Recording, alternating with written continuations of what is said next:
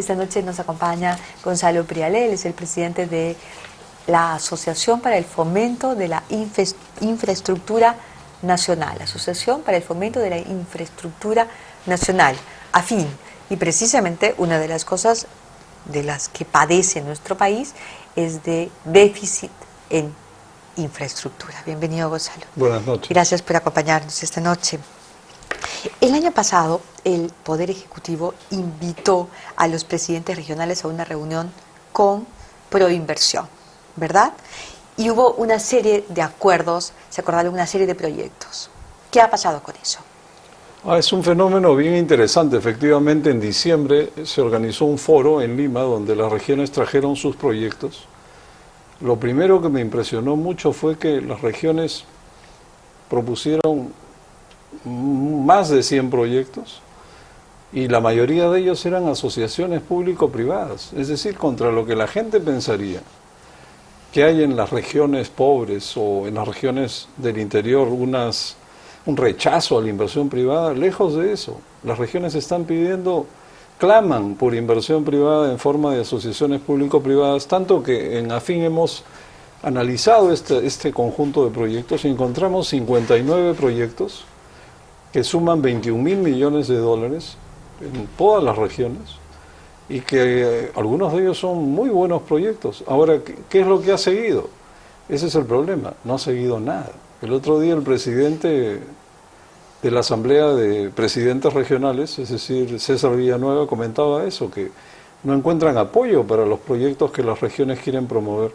Y algunas de ellas incluso tienen recursos, tienen dinero. Otras no tienen dinero, pero tienen necesidades enormes que satisfacer y hay que apoyar eso, ¿no? Claro. El otro día entrevistamos al presidente de la región Apurímac y el presidente Segovia nos decía que él había pedido un adelanto del canon al Ministerio de Economía, porque claro, Apurímac todavía no ve sus grandes proyectos mineros ejecutándose, por lo tanto todavía no recibe ese canon. Tiene una gran proyección, pero todavía no la recibe. Y entonces, y las necesidades que tiene son enormes. Y que una de las cosas que ellos necesitaban hacer son carreteras. Hay una serie de provincias que no están comunicadas en Apurímac. Pero decía que someter la construcción de carreteras al SNIP era algo realmente de titanes. Absurdo, sí, o sea, era un esfuerzo. Les pedían una serie de datos y una serie de exigencias, ¿no?, que en este momento no las pueden cumplir.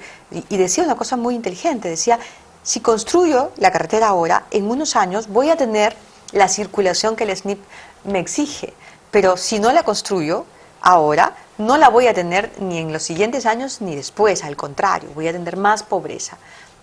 ¿Qué se debería hacer con el SNIP en relación a las carreteras?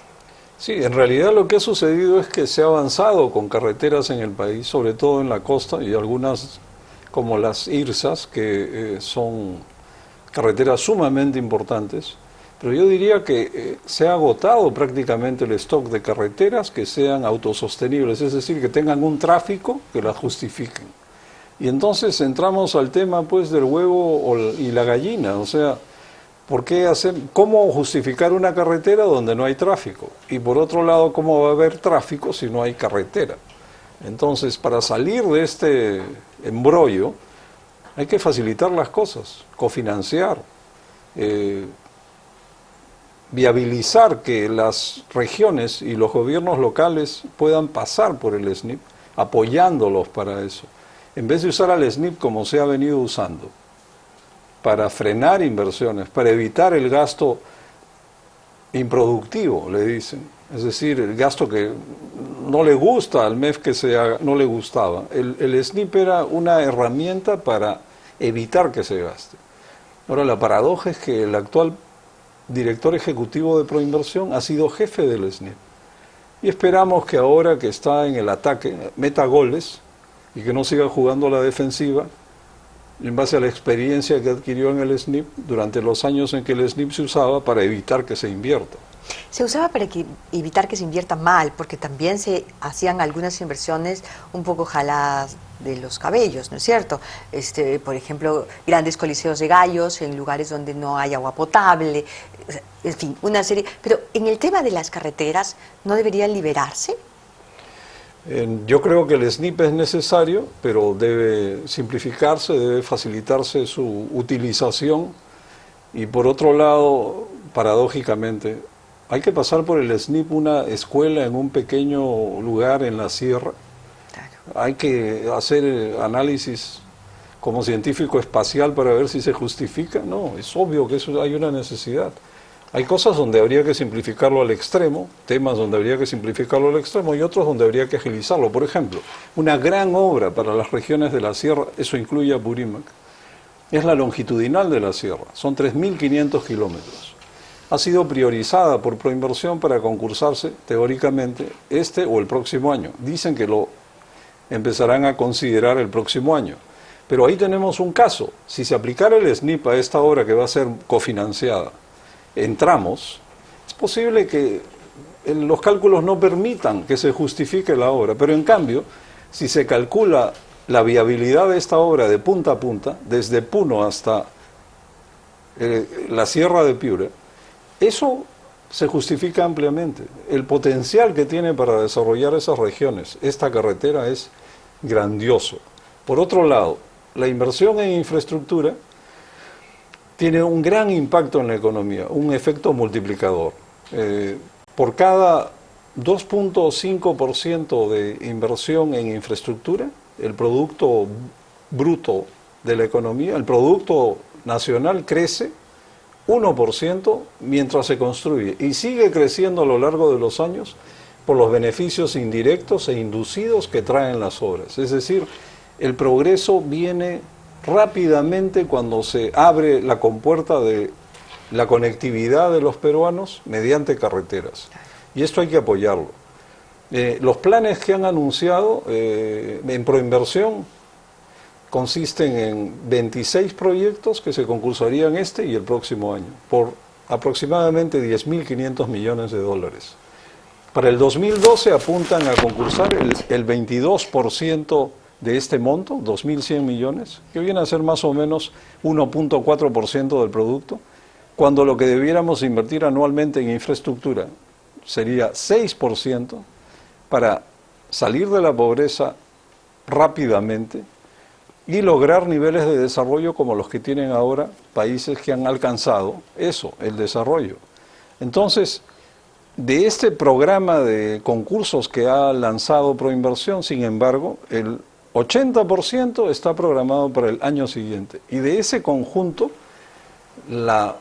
digamos, el 70% prácticamente son solo 2 proyectos, muy grandes, ambos cofinanciados. Una es la línea 2 del tren de Lima Metropolitana, subterráneo, no va a ser elevado como la 1, y la carretera longitudinal de la sierra, más tramos de la longitudinal de la selva y tramos de Irsa Centro que van desde Cerro de Pasco hasta Huánuco. ¿Y pueden realizarse esos dos grandes proyectos? Debieran hacerse, y debieran hacerse pronto. Tenemos el caso de las líneas del tren de Lima, por ejemplo. Esto es una red de 5 líneas. La primera línea se ha construido su primer tramo y se está empezando a construir el segundo tramo. Pero luego vienen las líneas 2, 3, 4 y 5. Son líneas que van de sur a norte, la 1, la 3 y la 5, y de este a oeste, la 2 y la 4. En total, 132 kilómetros. El costo por kilómetro se estima en 60 millones de dólares. Esto es subterráneo.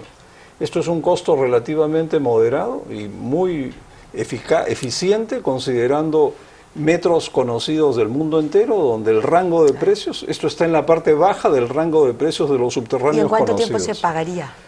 Hemos hecho un cálculo bien contundente que muestra el ahorro en combustible y el ahorro de las personas por menor tiempo de transporte para un ahorro de 1 galón de combustible por día y de 1 hora diaria de ingresos para el 80% de la población de Lima metropolitana, y esto, aunque parezca complicado, esto vale 3.900 millones de dólares por año. Es decir, no tener el metro hace que la gente gaste, digamos, 4.000 millones de dólares anuales que podría bien usar para otros fines y que irían a mover la economía. Por supuesto, pero además pierden parte de su vida. Y todo el conjunto de las... La parte humana, el aspecto humano también es fundamental. El valor del tiempo de las personas es fundamental. Incluso el tiempo de poder estar en la casa con la familia o trabajando en el mercado donde uno produce. Puede ganar más. Se gana, por supuesto. Ahora, estas líneas que hay que construirlas, de las líneas 2 al 5, son unos 6.500 millones de dólares. Y el plan que tiene Proinversión actualmente consiste en contratar un estudio que ellos consideran muy profundo, que probablemente estaría concluyendo en un par de años, de manera que las obras empezarían más o menos a mediados del 2015 y se concluirían varios años después. Y si hiciéramos una línea tras otra, o sea, la línea 2 primero, como se pretende hacer, y luego la 3, y así sucesivamente, todas las líneas estarían operativas, adivinen cuándo, en el 2035. O sea, esto es algo pues que parece muy remoto. En cambio, lo que nosotros sugerimos es que... ¿En el 35? Así es, porque cada línea toma como 5 o 6 años en concluirse, y si tú vas a hacer una por una después de la otra, esto no va a terminar jamás. Lo que nosotros estamos planteando son procesos agilizados. ¿Cómo? Mediante lo que se llama concursos oferta, donde el estudio va de la mano con el expediente y el proceso se acorta, y esto podría empezar, por ejemplo, la construcción de la línea 2 podría empezar a principios del 2014, terminar en el 2017, y luego se podrían, por otro lado, hacer todos los estudios en conjunto, de modo que una línea podría concursarse al año siguiente de haber concursado la anterior. Y todas las 5 líneas, incluso la 1 que ya está en proceso o ya está medio hecha, estarían operativas para el año 2021, para el Bicentenario. Esa es la diferencia. 14 años de diferencia. 14 años de diferencia. Ahora, claro. eso nos parece a nosotros que es algo que el gobierno debiera considerar, porque no se puede enfocar estos temas con énfasis en la tranquilidad de los funcionarios, es decir, diseñar los procesos de manera que los funcionarios tengan toda la seguridad del mundo de que nada va a salir mal, que no va a haber ningún cambio en el presupuesto, que nadie los va a acusar de nada. Y entonces, ¿cuál es el factor acá de desarrollo del proyecto? La tranquilidad de los funcionarios, en vez de el servicio que se va a brindar y la atención de las necesidades de los ciudadanos. Claro, pero... Es el mundo al revés. Pero digamos, ¿qué puede hacer, por ejemplo, el Parlamento para darle también tranquilidad a los funcionarios? Porque es cierto que cada vez que haces cualquier cosa, luego te investigan el resto de tu vida. Entonces, la gente no quiere participar. O sea, hemos creado una trampa, una gran trampa, y estamos todos atrapados en ella. Entonces, ¿qué se puede proponer? Yo coincido, ayudaría muchísimo lo que se denomina socializar los proyectos, en el sentido de explicarlos, explicar su importancia, empezando por explicársela a los propios funcionarios, explicársela a los políticos y lograr que haya pues un espíritu de cuerpo y que las obras se hagan. Yo estoy seguro que los congresistas van a apoyar, ¿cómo no van a apoyar que el transporte masivo, en este ejemplo, en Lima Metropolitana, esté todo operativo, todo completo para el año 2021 versus hacerlo todo para dentro de 5 gobiernos? Sería pues, no hay punto de comparación entre una posibilidad y la otra. Y por otra parte, algunos funcionarios notamos que argumentan que debemos cambiar el chip de hacer las cosas rápido por el chip de hacer las cosas bien. Como si hacer las cosas rápido fuera incompatible con hacerlas bien. Eso es algo que me trauma escucharlo. Como si fuera excluyente hacer las cosas bien o hacerlas rápido. Y en realidad hay que hacer las cosas bien y rápido. Aún más hay que hacerlas bien rápido, francamente, porque las necesidades son inmensas y el país no puede estar esperando que las cosas se arreglen solas, porque no va a ocurrir. Exactamente. Gracias, Gonzalo. Muy bien. Gracias por compartir esas ideas con nosotros. Muy interesante, Gracias. por supuesto. Increíble. Usted ha escuchado los datos, ¿verdad? Vamos ahora a hacer una pausa chiquita. Vamos a regresar con El Mundo con Tudela. Volvemos.